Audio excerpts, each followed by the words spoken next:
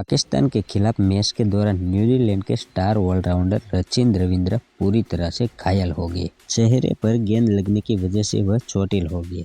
इस दौरान खून भी बहता देखा गया। बता दें कि पाकिस्तान, न्यूजीलैंड और दक्षिण अफ्रीका के बीच त्रिकोणीय सीरीज खेली जा रही है। पहला मुकाबला शनिवार को लाहौर में पाकिस्तान और न्यूजीलैंड के बीच खेला गया।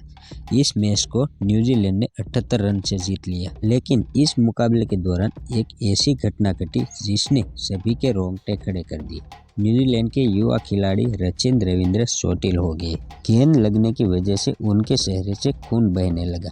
यह घटना पाकिस्तान की पारी के 38वें ओवर की है। खुशदिल शाह ने लेग की तरफ हवा में एक चोट खेला। गेंद को हवा में देखकर रचिन ने उसे लपकने की कोशिश की, लेकिन वह सही पोजीशन नहीं लेने के कारण चूक गए और गेंद सीधा जाकर उनके चेहरे से टकराई और वह बुरी तरह घायल हो गए।